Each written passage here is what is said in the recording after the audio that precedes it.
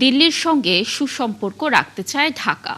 এক্ষেত্রে দণ্ডপ্রাপ্ত শেখ হাসিনার ভারতে বসে রাজনৈতিক কর্মকাণ্ড চালানোর বিষয়ে দেশটির সরকারের অবস্থান স্পষ্ট হওয়া উচিত বলে মনে করেন পররাষ্ট্র প্রতিমন্ত্রী শামা ওবায়েদ। বিকেলে নিজ দপ্তরে সাংবাদিকদের তিনি এসব কথা বলেন।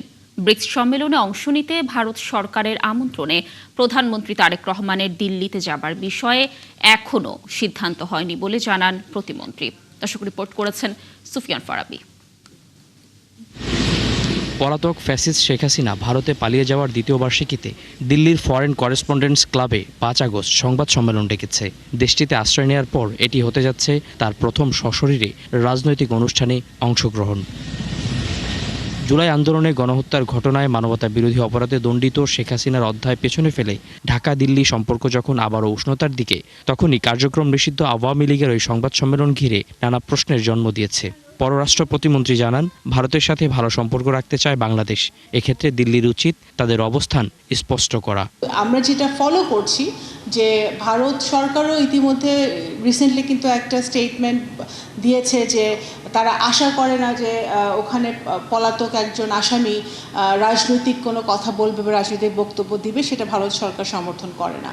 এবং ভারত সরকার এই রিসেন্ট যেটা আপনি বললেন যে তারা অনলাইন মিটিং করবে বা যেটাই করবে, সেটা ভারত সরকার সমর্থন করে কি করে না সেটা ভারত সরকারকে ক্লিয়ার করতে হবে।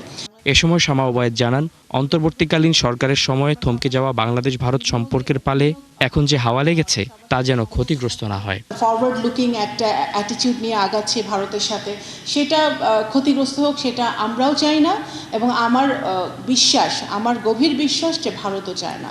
তো সুতরাং এটা ভারতকেই ক্লিয়ার করতে হবে যে ভারত সমর্থন দিচ্ছে কি।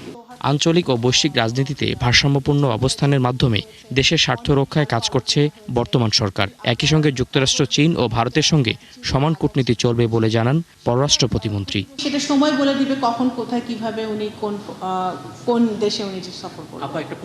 সুফিয়ান ফারাবি, একাত্তর, ঢাকা। ৫ আগস্ট জুলাই গণ অভ্যুত্থানের দ্বিতীয় বর্ষপূর্তি ঘিরে কার্যক্রম নিষিদ্ধ আওয়ামী লীগের কোনো তৎপরতা চালানোর সাহস নেই বলে মন্তব্য করেছেন স্বরাষ্ট্রমন্ত্রী সালাউদ্দিন আহমদ। আজ সচিবালয়ে সাংবাদিকদের প্রশ্নের জবাবে তিনি বলেন, বোমা নিয়ে আতঙ্কিত হবার কিছুই নেই।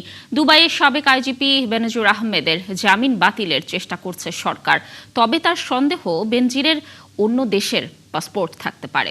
শারমিন নীরা রিপোর্ট। জুলাই অভ্যুত্থানের 2 বছর পূর্ণ হতে যাচ্ছে আগামী 5 আগস্ট। এমন বাস্তবতায় দিনটিকে ঘিরে নিরাপত্তার কোনো শঙ্কা আছে কিনা সোমবার সচিবালয়ে স্বরাষ্ট্রমন্ত্রীকে পেয়ে জানতে চান সাংবাদিকরা। এর জবাবও দেন সালাউদ্দিন আহমেদ। আওয়ামী লীগের এত মরদ আছে বলে তো আমার মনে হয় না। একে তো নিষিদ্ধ ঘোষিত দল, মাফিয়া শক্তি, তারা মাঝে মধ্যে বিদেশ থেকে উকিঝুঁকি দিচ্ছে, এর বেশি তৎপরতা তো দেখি না।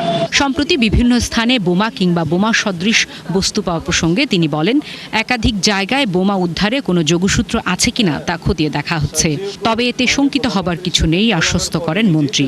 বলেন, সরকার সতর্ক।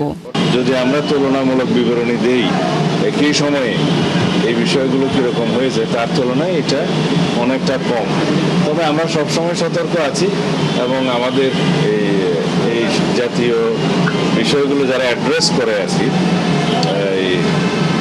আমাদের উগ্রবাদী তৎপরতা বা এই জাতীয় সাম্প্রদায়িক সম্প্রীতি বিনষ্ট করার যে সমস্ত তৎপরতা, এগুলো যারা মনিটর করে, আমাদের স্পেশাল টিম আছে, তারা এই ব্যাপারে সতর্ক আছে। সাবেক আইজিপি সম্পর্কে তিনি বলেন, বেনজির আহমেদ যাতে দুবাই ছাড়তে না পারে সেই শর্তে জামিন দিয়েছে আরব আমিরাতের আদালত। তার জামিন বাতিলের জন্য কাজ করছে সরকারের নিয়োগ করা ল ফার্ম।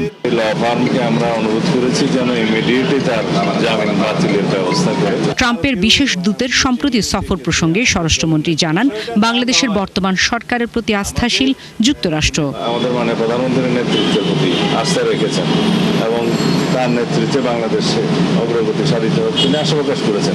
শারমিন নীরা, একাত্তর, ঢাকা। সংস্কার ও জুলাই সনদ বাস্তবায়ন ইস্যুতে আলোচনায় না বসে বিরোধী দল জনগণকে বিভ্রান্ত করছে। শেখ হাসিনার মতো হুমকি ধামকি দিচ্ছে তারা, এমন মন্তব্য করেছেন স্থানীয় সরকার মন্ত্রী মির্জা ফখরুল ইসলাম আলমগীর। সকালে জাতীয় প্রেস ক্লাবে এক আলোচনা সভায় তিনি কথা বলেন। একই অনুষ্ঠানে তথ্যমন্ত্রী জহিরুদ্দিন স্বপন বলেছেন, জুলাই সনদ কেবল সংসদেই বাস্তবায়ন সম্ভব, কিন্তু কেউ কেউ এটি রাজপথে নিয়ে যাচ্ছে। ফরহাদ ইবনে মালিকের প্রতিবেদন।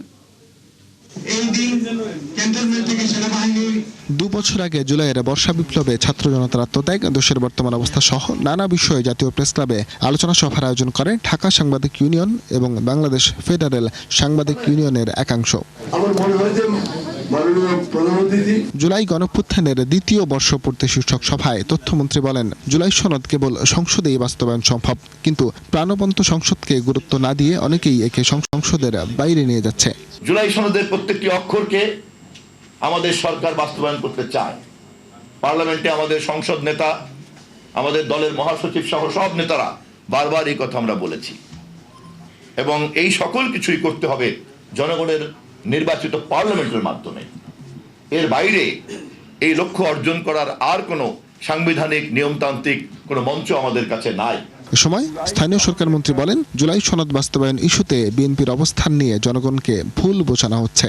বলা হচ্ছে একটা মহল থেকে যে বিএনপি জুলাই সনদ পালন করছে না, এটাকে পুরোপুরিভাবে একটা ভ্রান্ত ধারণা দেওয়ার চেষ্টা হচ্ছে। এটা আমি তীব্র প্রতিবাদ জানাই, কারণ বিএনপি হচ্ছে সেই দল যারা সংস্কারের মধ্য দিয়ে কিন্তু এগিয়ে গেছে।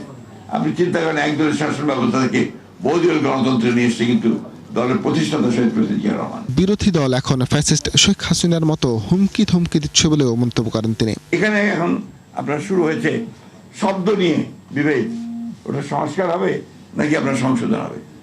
অলরাইট, আপনার আসুন আলোচনা করি, পার্লামেন্টে আলোচনা করি সিদ্ধান্ত নেই, কথা বলি কোন কোন জায়গায় আলোচনা আছে। তখন যদি একমত না হয়ে বেরিয়ে যাবেন, আলোচনা করেন। এখন যে ভাষায় আমাদের সম্মানিত বিরোধী দলের নেতারা কথা বলছেন বাইরে, 5 বছর করতে দেবো না, এটা ভাষায় কথা বলতেন আমরা আমাদের হাসিনা।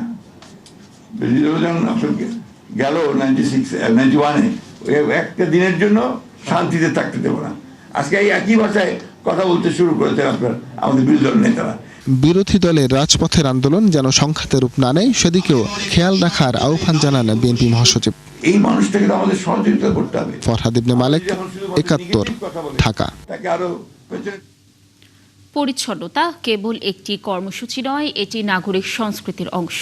রাষ্ট্র তার দায়িত্ব পালন করবে, কিন্তু সেই দায়িত্ব পূর্ণতা পাবে তখনই যখন প্রতিটি মানুষ নিজের বাড়ি, নিজের রাস্তা, নিজের শহরকে নিজের সম্পদ মনে করবে। সামাজিক যোগাযোগ মাধ্যমে এমন বার্তাই দিলেন প্রধানমন্ত্রী তারেক রহমান। জানালেন, পরিবেশ রক্ষার এই সম্মিলিত চর্চাই হতে পারে একটি টেকসই বাংলাদেশের সবচেয়ে বড় শক্তি। শফিকুল হকের রিপোর্ট।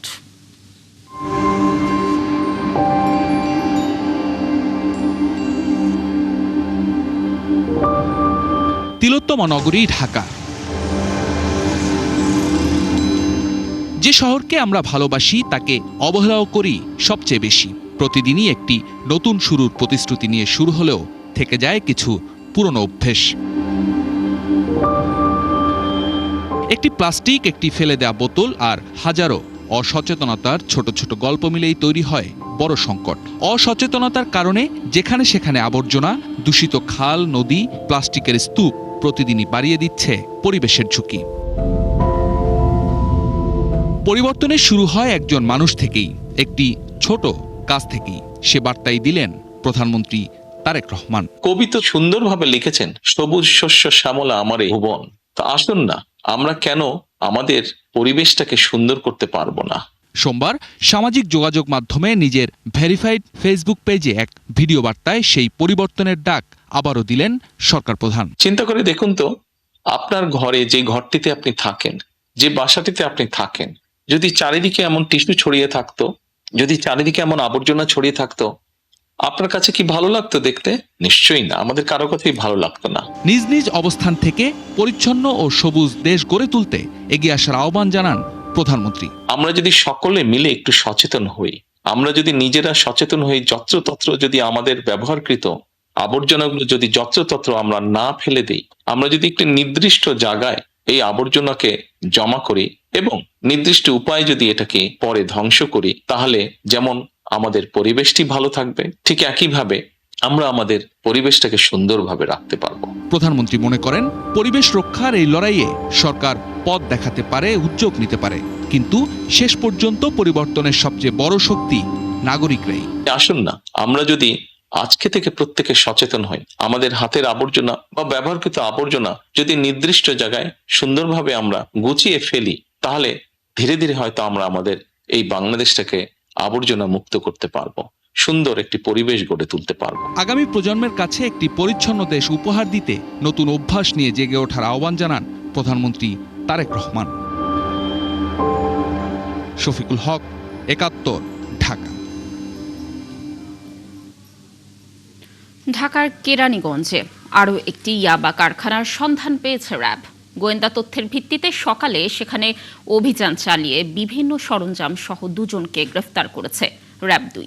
গ্রেফতারকৃত নাসির ইয়াবা কারখানার মালিক ও কেমিস্ট, আর মাহফুজ হলেন ডিলার। র্যাব জানায় এই চক্রটি দক্ষিণ কেরানীগঞ্জে রঙের দোকানের আড়ালে গত 10 বছর ধরে ইয়াবা তৈরি করে সারা দেশে ছড়িয়ে দিত। আশিক মাহমুদের প্রতিবেদন। ছোট্ট একটি মেশিন, প্রথম দেখায় মনে হবে কোনো মশলা তৈরির যন্ত্র, কিন্তু এই যন্ত্র দিয়েই প্রতিদিন তৈরি হতো হাজার হাজার পিস ইয়াবা, তাও রাজধানীর পাশে কেরানীগঞ্জে। গোয়েন্দা তথ্যের ভিত্তিতে র্যাব 2 ঢাকার দক্ষিণ কেরানীগঞ্জে এই ইয়াবা তৈরির কারখানার সন্ধান পায়। সোমবার সকালে অভিযানে গিয়ে দেখা মেলে এখানকার সুভাড্ডা এলাকার মদিনা কমপ্লেক্সের। সিঁড়ি বেয়ে উপরে উঠতেই নাসির কেমিক্যাল ইন্ডাস্ট্রিজ লিমিটেডের অফিস। এখানেই অফিসের ভেতর রং তৈরির আড়ালে তৈরি হতো ইয়াবা। অভিযানে 20,000 পিস ইয়াবা সহ উদ্ধার হয় বিভিন্ন সরঞ্জাম ও কেমিক্যাল। গ্রেপ্তার হয়েছেন কারখানার মালিক ও ডিলার। আটককৃত ইয়াবা ডিলার ফয়সাল ইসলাম মিঠুর সরবরাহকৃত তথ্যের ভিত্তিতে র্যাব 2 এর আবিদানিক দল কেরানীগঞ্জ মদিনা মার্কেট এলাকায় অপর একটি ইয়াবা তৈরির কারখানার সন্ধান পায় এবং সেখানে অভিযান চালিয়ে ইয়াবা তৈরির কারখানার মালিক ইয়াবা ডিলার কাম কেমিস্ট নাসিরকে ইয়াবা তৈরির মেশিন, 17 কেজি ইয়াবা তৈরির কাঁচামাল, 19,520 পিস ইয়াবা সহ আটক করে। উল্লেখ্য যে নাসির নিজেই ইয়াবা তৈরি করে নিজেই ডিলার হিসেবে দেশের বিভিন্ন স্থানে ইয়াবা বাজারজাত করে আসছিল। র্যাব জানায় চক্রটি চট্টগ্রাম থেকে কাঁচামাল এনে গত 10 বছর ধরে এখানে ইয়াবা তৈরি করছিল, যা রাজধানী সহ সারা দেশে ছড়িয়ে দেওয়া হতো। এখানে দেখছেন নাসির কেমিক্যাল ইন্ডাস্ট্রিজ, এখানে কেমিক্যাল ইন্ডাস্ট্রি, ইয়াবা তো কেমিক্যাল। আমি কিছুক্ষণ আগে তাদের জিজ্ঞাসাবাদ করলাম, তারা তাদের র ম্যাটেরিয়ালস চট্টগ্রাম থেকে নিয়ে আসে এবং তাদের এই চেইনটা বিভিন্ন জায়গায় বিস্তৃত। এই ইয়াবা কারখানার মালিক ও ডিলারদের সাথে আরও বহু মানুষ জড়িত বলে তথ্য পেয়েছে র্যাব, যাদের ধরতে অভিযান চলছে। এদিকে একটি মার্কেটের ভেতর বছরের পর বছর ধরে তৈরি হতো ভয়ঙ্কর মাদক, এমন খবরে হতবাক স্থানীয়রা। কখনো কি হচ্ছে না হচ্ছে আমরা বুঝতে পারিনি। অনেক ভদ্রলোক আসতো, তারপর দেখতাম কালারে রঙের কারখানা দিছিল, গোডাউন ছিল নিচে, রঙের কেমিক্যালের ব্যবসা করে। এটা আমরা সবাই জানি, এলাকার সবাই। আমি অবাক, মানে কি করবো দাদা, আমি এটা অবাক কাণ্ড জিনিস, এটা আমি জানতাম না গেলে। আমি কালকে এখানে পাউডার পরার পরে যে গ্যারান্টটা, এই গ্যারান্টটা সর্বক্ষণ অনেক টাইমই আসতো, কিন্তু আসলে আমরা ওইটা একটা মাথায় নিতাম না, মনে করতাম যে পয়সাওয়ালা লোক খাইতেই পারে, যেহেতু না এটা জানতাম না, এটা কালকে আমরা জানতে পারছি। এই কারখানার পাশাপাশি কেরানীগঞ্জে আরও ইয়াবা কারখানা রয়েছে বলে তথ্য মিলেছে। স্থানীয়দের দাবি কঠোর ব্যবস্থা নেওয়া হোক এদের বিরুদ্ধে। আশিক মাহমুদ, ৭১, ঢাকা। বরিশালের বাকেরগঞ্জে বোমা বিস্ফোরণে একই পরিবারের শিশু ও 2 নারী সহ 3 জন গুরুতর আহত হয়েছে। তাদের উদ্ধার করে প্রথমে উপজেলা স্বাস্থ্য কমপ্লেক্সে, পরে বরিশাল শেরে বাংলা মেডিকেল কলেজ হাসপাতালে পাঠানো হয়েছে। সোমবার সকাল 7টার দিকে ভরপাশা ইউনিয়নের দুধলমৌ গ্রামে শাহ আলম হাওলাদারের বাড়িতে এই ঘটনা ঘটে। আহতরা হলেন শাহ আলমের স্ত্রী হনুফা বেগম, মেয়ে ইতি ও নাতি ফাহিম। শাহ আলমের ছেলে জামাল জানান, ঘরের পাশে থাকা বালুর বস্তার মধ্যে একটি বোমা বিস্ফোরণ হয়। এতে তার মা, বোন ও ভাগ্নের শরীরে আগুন ধরে যায়। এ সময় তারা ঘরের সামনে থাকা তুলাতলা নদীতে ঝাঁপিয়ে পড়ে। তবে বোমা কোথা থেকে আসলো এ বিষয়ে শাহ আলমের পরিবার কিছু জানাতে পারেনি। এ ঘটনায় এলাকায় আতঙ্ক দেখা দিয়েছে। বাকেরগঞ্জ থানার ভারপ্রাপ্ত কর্মকর্তা আদিল হোসেন বলেন, ঘটনাটি গুরুত্বের সঙ্গে তদন্ত করা হচ্ছে। কী ধরনের বিস্ফোরক ব্যবহৃত হয়েছে এবং কারা জড়িত তা খতিয়ে দেখা হচ্ছে। কী ধরনের বিস্ফোরণ সেটা আসলে এক্সপার্ট টিম আসবে ঢাকা থেকে, বোম ডিসপোজাল ইউনিট এসে তারা হয়তো বলতে পারবে যে কী কারণে বিস্ফোরণ হলো বা কী ধরনের বিস্ফোরক। এবং আমরা আরও জানতে পেরেছি যে এই ঘটনায় 3 জন আহত আছে, 2 জন নারী এবং 1 জন শিশু তারা আহত আছে। তারা হচ্ছে নানি, তার মেয়ে এবং তার যে নাতি, এই 3 জন আহত আছে এবং তারা বর্তমানে শেরেবাংলাতে ভর্তি আছে।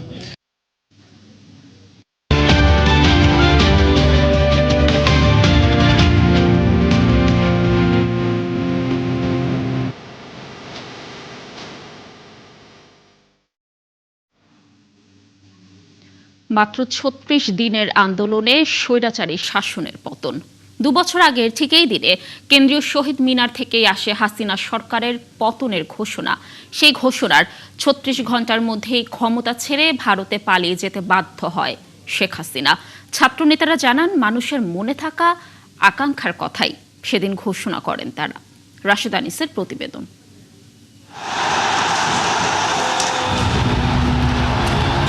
3 আগস্ট 2024, কোটা বিরোধী আন্দোলন তখন সরকার পতনের দিকে।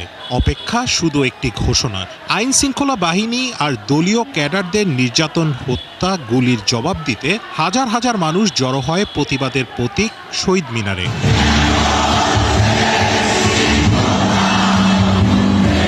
এদিন দুপুরের পর থেকে ছাত্র জনতা ভিড় করেন শহীদ মিনারে। কারো হাতে রক্ত ভেজা শার্ট, কারো কাঁধে শহীদের লাশ। কেউ এসেছিলেন ভাই হারিয়ে, অনেকে সন্তান হারিয়ে। হাজারো মানুষের রক্ত আর নির্যাতন নিপীড়নের বিরুদ্ধে প্রতিবাদ জানাতে জনতার দাবির মুখে আসে কাঙ্ক্ষিত সেই ঘোষণা। বাংলাদেশের মানুষের জীবনের নিরাপত্তা, সমাজের ন্যায় বিচার প্রতিষ্ঠার জন্য আমরা এক দফার সিদ্ধান্তে উপনীত হয়েছি। আন্দোলনকারীরা তখনও নিশ্চিত ছিলেন না এক দফা ঘোষণার ফলাফলের বিষয়ে। তবে লাখো জনতার উপস্থিতি তাদের অনুপ্রাণিত করে সর্বোচ্চ ঝুঁকি নিতে। এক দফা তো এটা অনিবার্যতা ছিল। যখন গণ অভ্যুত্থান পরিস্থিতি তৈরি হয়েছে, শত শত মানুষ হত্যাকাণ্ডের শিকার হয়েছে, তখন গণ অভ্যুত্থানের এক দফাই ছিল জনগণের একান্ত চাওয়া। তা আমাদের জায়গা থেকে আমরা সেই দায়িত্বটা পালন করেছি। এক দফার আরও আগেই এক দফার পরিস্থিতি তৈরি হয়েছিল, আমরা অপেক্ষা করতেছিলাম। ইতিমধ্যে কিন্তু সারা বাংলাদেশে মানুষের মধ্যে এক দফা কিন্তু মুখে মুখে ছড়িয়ে গেছে। 3 তারিখে আনুষ্ঠানিকভাবে ঘোষণা আসার আগেই মানুষেরা কিন্তু শেখ হাসিনার বিদায়, পতন এবং শেখ হাসিনা থেকে মুক্তি, এই কথাগুলো কিন্তু মানুষেরা ইতিমধ্যে তাদের মধ্যে বলা বলি শুরু করে ফেলেছে। তারই একটা ঘোষণা 3 তারিখে এলো এবং সেই ঘোষণাটা বাংলাদেশের আপামর জনতার মধ্যে সেটা ছড়িয়ে পড়লো। তারপর থেকেই ঐতিহাসিক এক লড়াই দেখে বিশ্ববাসী। লাখ লাখ মানুষ নেমে আসে রাস্তায়। বিপরীতে শাসকের নিপীড়নে 4 আগস্ট প্রাণ হারান শতাধিক মানুষ। আর 5 তারিখের ঘটনা নাড়িয়ে দেয় পুরো দেশকে। লক্ষ মানুষের গন্তব্য হয় গণভবন। প্রতিটি মানুষের স্লোগান পরিণত হয় গগনবিদারী চিৎকারে। এক দফায় এক হয় পুরো দেশ। পালাতে বাধ্য হয় স্বৈরশাসক শেখ হাসিনা। রাশেদ আনিস, 71, ঢাকা। জ্বালানি সংকট মোকাবেলা এবং নবায়নযোগ্য জ্বালানির ব্যবহার বাড়াতে গুরুত্বপূর্ণ সরকারি ভবনে পর্যায়ক্রমে সৌর প্যানেল স্থাপনের নির্দেশ দিয়েছেন প্রধানমন্ত্রী তারেক রহমান। একই সঙ্গে সৌর বিদ্যুৎকে আরও সাশ্রয়ী ও সহজলভ্য করতে কার্যকর অর্থনৈতিক মডেল প্রণয়নেরও নির্দেশনা দিয়েছেন তিনি। সোমবার সচিবালয়ে প্রধানমন্ত্রীর কার্যালয়ে সৌর বিদ্যুৎ বিষয়ক একটি সভায় এই নির্দেশনা দেন প্রধানমন্ত্রী।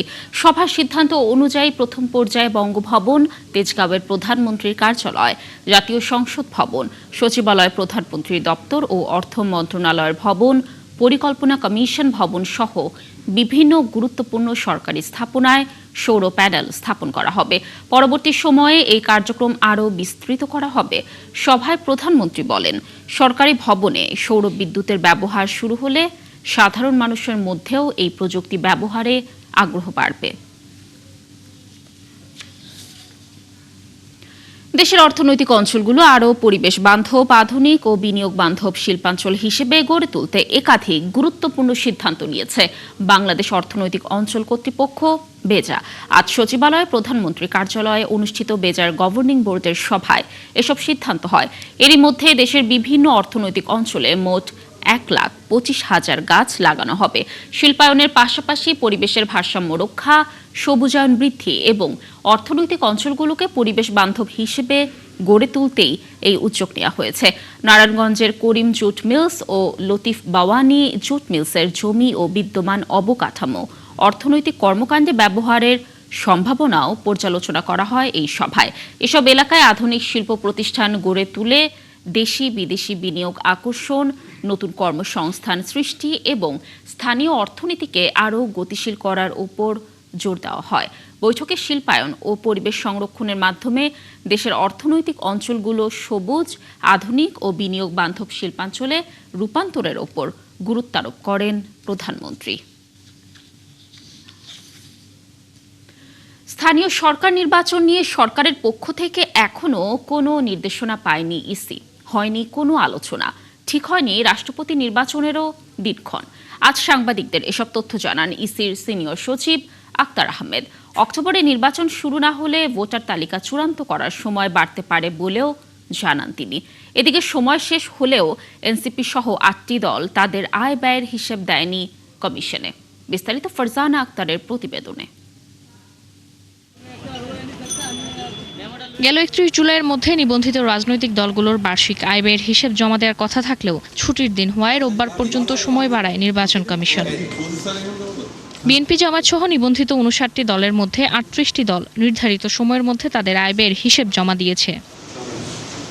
আর বেঁধে দেওয়া সময়ের মধ্যে আয় ব্যয়ের হিসেব মিলাতে না পারায় গণ অধিকার পরিষদ, জাতীয় পার্টি সহ 13টি দল কমিশনের কাছে সময় চেয়ে চিঠি দিয়েছে। তবে জাতীয় নাগরিক পার্টি, আমজনতার দল সহ 8টি দল এখনো হিসেব জমা দেয়নি।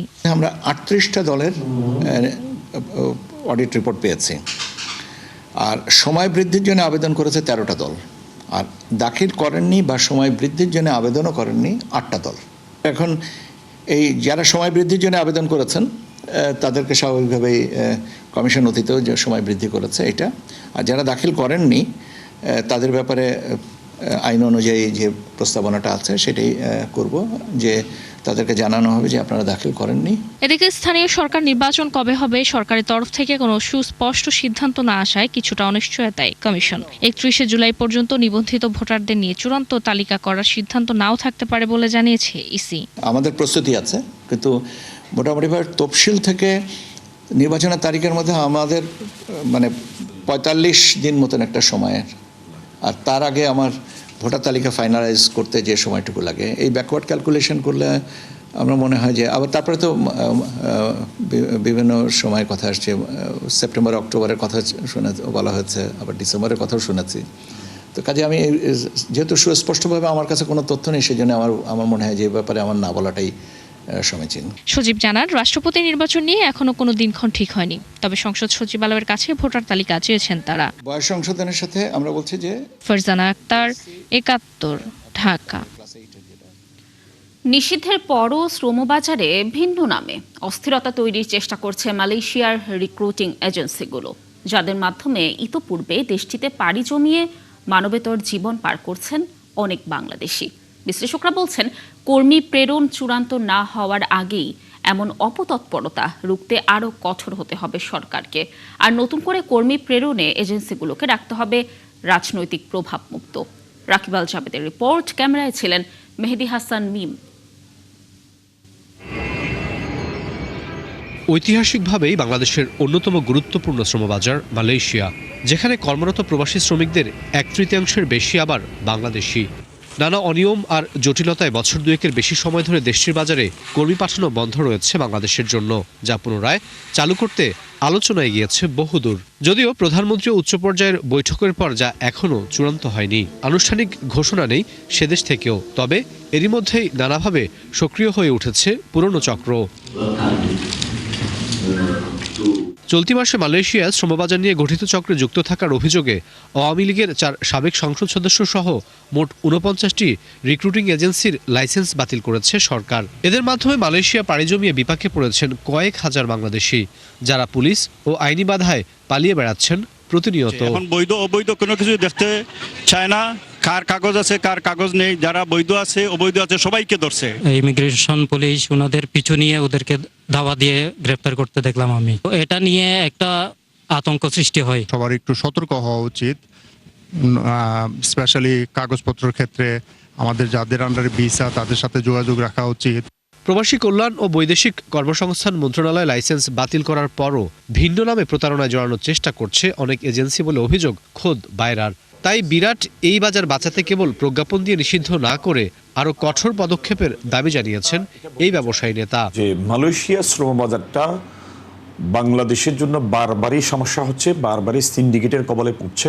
মালয়েশিয়াতে শ্রমিক প্রেরণকারী অন্য 14টা কান্ট্রি যেভাবে মালয়েশিয়া শ্রমিক প্রেরণ করে, ঠিক একইভাবে একই কায়দায় বাংলাদেশ থেকেও যেন সিন্ডিকেটবিহীনভাবে সকল বৈধ রিক্রুটিং এজেন্সি যেন সেখানে সম্পৃক্ত হতে পারে, শ্রমিক পাঠাইতে পারে। আমার ধারণা যে সারা দেশ জুড়ে এই প্রতারক চক্র কাজ করছে এবং সবচেয়ে বড় সমস্যা হয় যে এই কোম্পানিগুলো লাইসেন্স বাতিল হয়ে যায় কিন্তু ওই মানুষগুলোর কোনো শাস্তি হয় না, যার ফলে তারা অন্য নামে আবার কোম্পানি খুলেন বা অন্য কোনো কারোর সাথে যুক্ত হয়ে যান, হয়ে গিয়ে তারা এই সমস্ত কাজ শুরু করেন, কোটি কোটি টাকা হাতিয়ে নেন এবং সেইটা এখন শুরু হয়েছে আবার। বাংলাদেশ ব্যাংকের হিসাবে প্রবাসী আয়ের 4র্থ সর্বোচ্চ যোগানদাতা এখন মালয়েশিয়া। দেশে থেকে সবশেষ অর্থ বছরে আসে প্রায় $3.5 বিলিয়ন কাছাকাছি রেমিট্যান্স।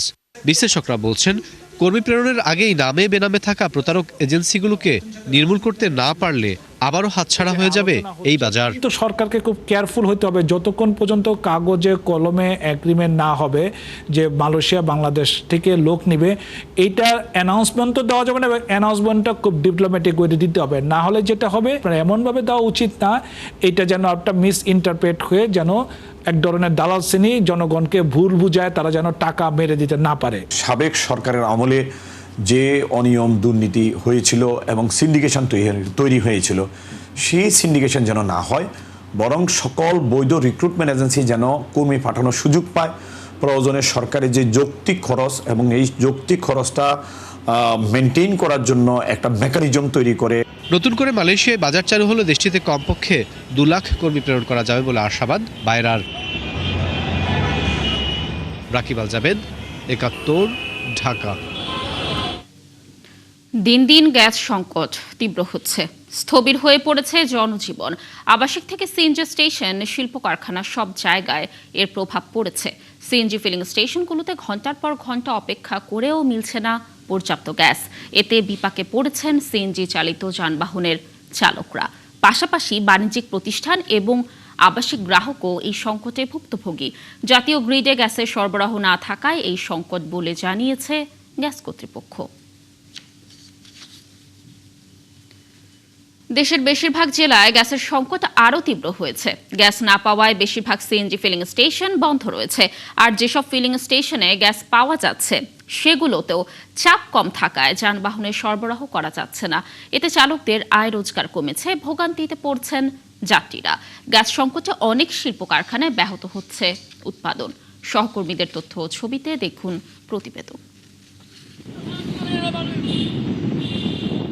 গ্যাস সংকটের কারণে চট্টগ্রাম নগরীর বেশিরভাগ সিএনজি ফিলিং স্টেশনে সরবরাহ বন্ধ রয়েছে। কোথাও সীমিত পরিসরে গ্যাস সরবরাহ থাকলেও চালকদের অপেক্ষা করতে হচ্ছে ঘন্টার পর ঘন্টা। যদি আমি গ্যাসটা না পাই তাহলে তো মনে করেন কোম্পানি রাতকে গাড়ি বন্ধ করলে বলবে ইনকাম দেওয়ার জন্য। এখন ইনকামটা আমি কোথায় দিব? আমারও তো ফ্যামিলি আছে। সকাল 7টা বাজে আসছে, এখন 4 ঘন্টা উপরে চলে।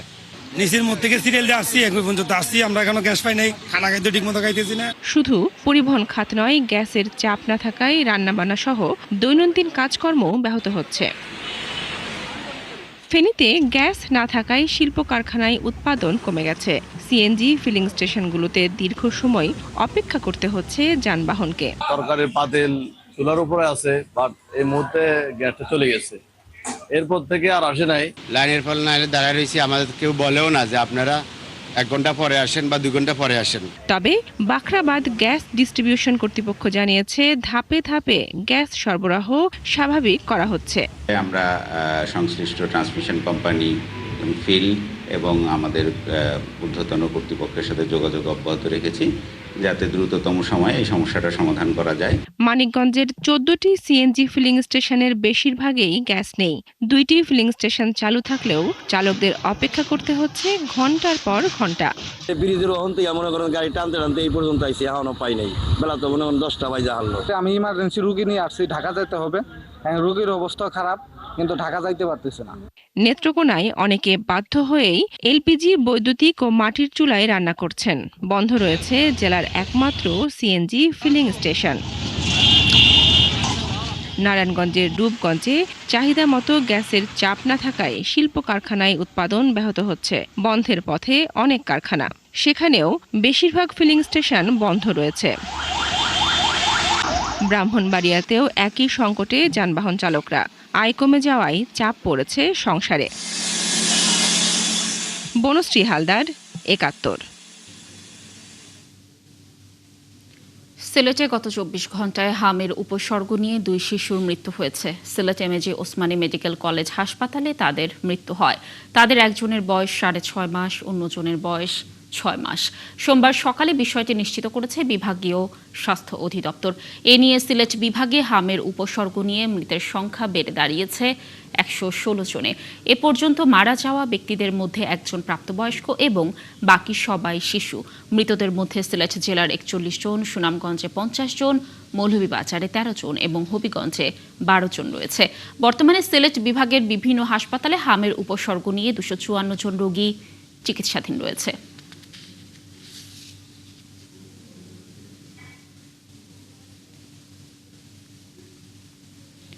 দর্শক, জামায়াতের সেক্রেটারি মিয়া গোলাম পরোয়ার ব্রিফ করছেন, আমরা সরাসরি চলে যাচ্ছি সেখানে।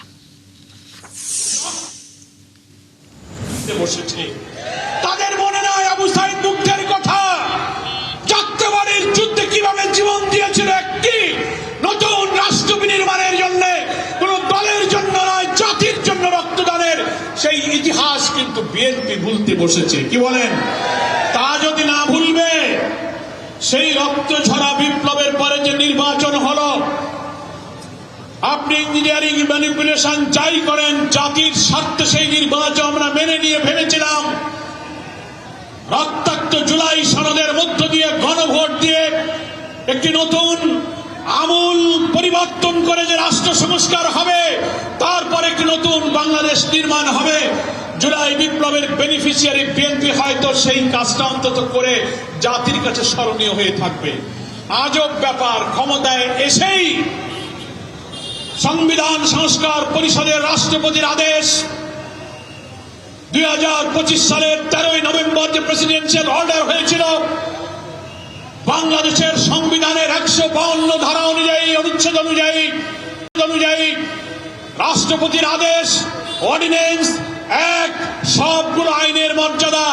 বিএনপি সেই আইনকে বৃদ্ধাঙ্গুলি দেখিয়ে তারা সংস্কার পরিষদের শপথ করল না, সংবিধান সংস্কার পরিষদ গঠন করল না এবং জুলাই সনদের 84টি রাষ্ট্র প্রশাসনিক বিচার ব্যবস্থা, নির্বাচন ব্যবস্থা, পুলিশ ব্যবস্থার সংস্কারের 84টি ঐক্যমতের প্রস্তাবের মৌলিক জায়গাগুলোতে ভিন্ন মত দিয়ে তারা নোট অফ ডিসেন্ট দিল, তারা এগুলো মানতে চাইল না।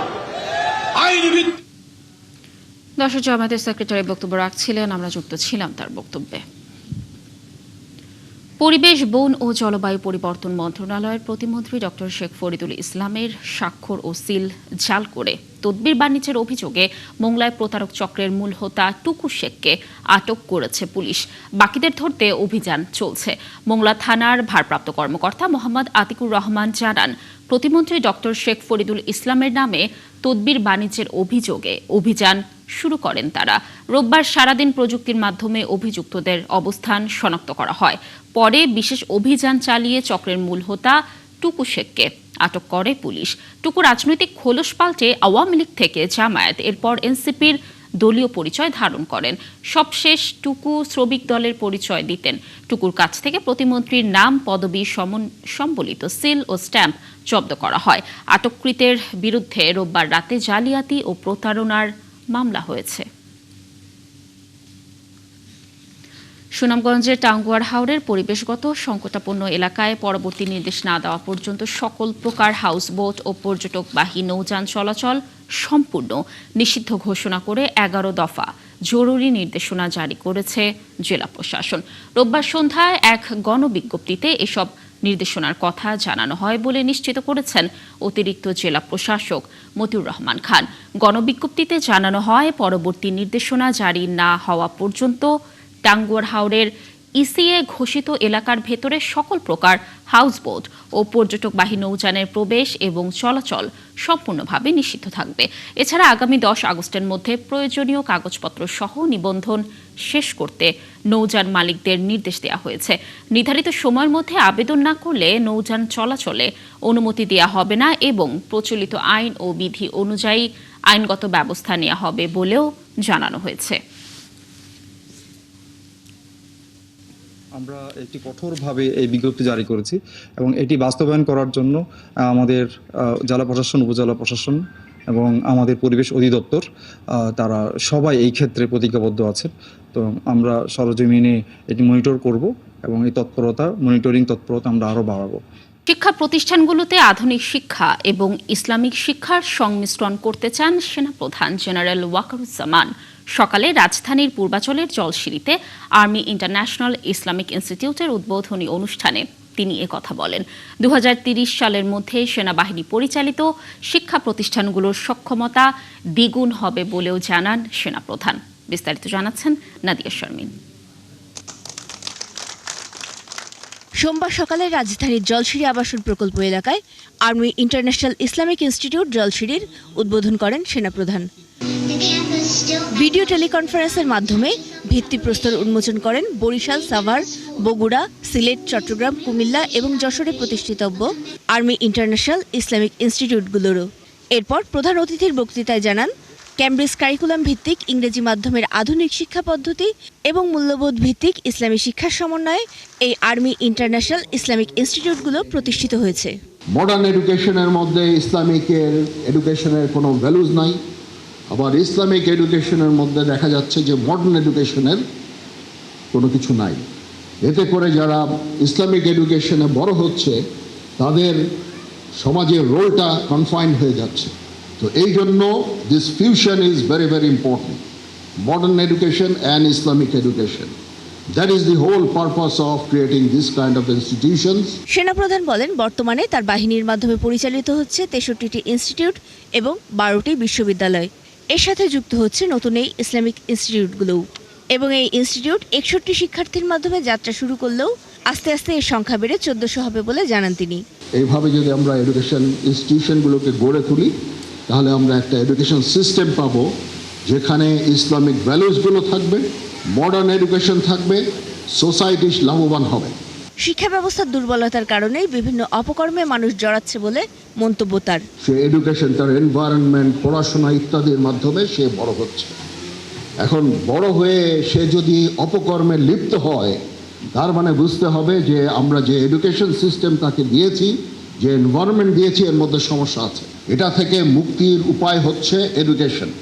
আজকে যদি আমি এডুকেশন সিস্টেমকে ঠিক করি, আজ থেকে 30 বছর পরে যেই সমাজ আমরা পাবো, যে জাতি পাবো, সেটা অবশ্যই একটা সুস্থ জাতি হবে। সন্তানের সুশৃঙ্খল শিক্ষা নিশ্চিতের জন্য সবাইকে এই শিক্ষায় যুক্ত হবার আহ্বান জানান তিনি।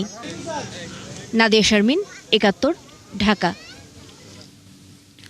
পোশাক মালিকদের $40 মিলিয়ন বকেয়া পরিশোধ না করেই বাংলাদেশ ছাড়ার হুমকি দিয়েছে পোল্যান্ডের ক্রেতা প্রতিষ্ঠান এলপিপি। রপ্তানিকারকরা বলছেন, এরই মধ্যে ক্রেতা প্রতিষ্ঠানটির বিরুদ্ধে আইনি প্রক্রিয়া শুরু করেছেন তারা। প্রয়োজনে আন্তর্জাতিক পর্যায়েও বিষয়টি জানানো হবে। জাহিদুল ইসলামের প্রতিবেদন। বাংলাদেশি পোশাকের অন্যতম বড় ক্রেতা পোল্যান্ড এলপিপি। বিশ্বব্যাপী বিপণন কার্যক্রমের অংশ হিসেবে প্রতিষ্ঠানটি বাংলাদেশ থেকে বছরে প্রায় $1 বিলিয়ন পোশাক ক্রয় করে। রাশিয়া এবং ইউক্রেন যুদ্ধ শুরু হলে এলপিপির ক্রয়াদেশ ও মূল্য পরিশোধের প্রতিশ্রুতিতে ফিস রেটেল নামক রুশ ব্র্যান্ডের কাছে পোশাক পাঠায় রপ্তানিকারকরা। প্রথম দিকে কিছু পণ্যের দাম পরিশোধ করে প্রতিষ্ঠানটি, এরপর বড় অঙ্কের বকেয়া রাখে এলপিপি। হিস রিটেলার কিন্তু এলপিপির নমিনেটেড সাপ্লায়ার রাশিয়ান পার্টে, সুতরাং এখানে এলপিপি ইচ্ছা করলেই এইটা সমাধান করতে পারে। মোর দেন $40 মিলিয়ন ইতিমধ্যেই আমরা আমাদের কাছে একটা রাফলি ধারণা আসছে। অনেকে এটা বিজনেস কন্টিনিউ করছে, তারা বলতেছে না। বিষয়টি নিয়ে কয়েক দফা চিঠি চালাচালি এবং আলোচনায় ফলাফল না পেয়ে এলপিপির বিরুদ্ধে মামলা করেছেন রপ্তানিকারকরা। এলপিপির কথায় অর্ডার নিয়েছি, এলপিপির কমিটমেন্ট ছিল এলপিপি পেমেন্ট দিবে। আমরা তো রাশিয়ার কাছ থেকে পেমেন্ট নিতে যাইনি, তাদেরকে সময় দেওয়ার চেষ্টা করেছি, তারা সময় নিয়েছে আজকে কালকে পরশু তরশু এভাবে এই মাস 2 মাস 3 মাস 6 মাস, একটা বছর প্রায় 1 বছর 2 মাস পরে আমরা মামলা করেছি। এখন মামলার পর পোশাক রপ্তানিকারকদের ইমেলের মাধ্যমে এলপিপি জানায় স্বাভাবিক পরিবেশ না থাকায় বাংলাদেশ থেকে ধীরে ধীরে ব্যবসা গুটিয়ে নেবে, তারা দেবে না নতুন ক্রয়াদেশও। পোশাক রপ্তানিকারকদের সংগঠন বিকেএমইএ বলছে এলপিপির অনৈতিক হুমকিতে শঙ্কিত নন তারা। বাংলাদেশের যদি সক্ষমতা থাকে, বিজনেস এলপিপি গেলে এরকম আরও অনেক কিছু হবে, এটা নিয়ে আমরা ওরিড না। এই ধরনের কাস্টমার যদি কেউ অনৈতিকতার সাথে বিজনেস করার চেষ্টা করে, তারা চলে যাবে না, বাংলাদেশ তাদেরকে ব্ল্যাকলিস্টেড করবে, ব্ল্যাকলিস্টেড করে বিশ্বের সবগুলি পোশাক রপ্তানিকারক দেশকে অবহিত করবে। তবে এলপিপির সাথে দ্বন্দ্ব শুরু হয় এরই মধ্যে বাংলাদেশের কয়েকটি মন্ত্রণালয় সহ রাশিয়া ও পোল্যান্ড দূতাবাসের কাছে বিষয়টি জানিয়েছেন রপ্তানিকারকরা। জাহিদুল ইসলাম, ৭১, ঢাকা। দর্শক, চলছে সংবাদ সংযোগ, সরাসরি সংবাদ অনুষ্ঠান দেখতে চোখ রাখুন ৭১-এর ফেসবুক পেজে এবং সাবস্ক্রাইব করুন ৭১-এর ইউটিউব চ্যানেল। ৭১-এর সাথে থাকুন।